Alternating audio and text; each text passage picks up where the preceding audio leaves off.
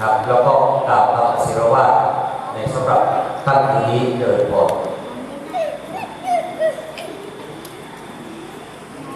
ทุกท่านจะอยู่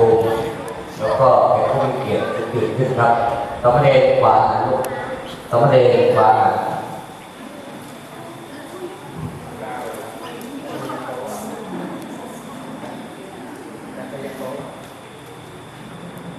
เปิดเพลงก่อน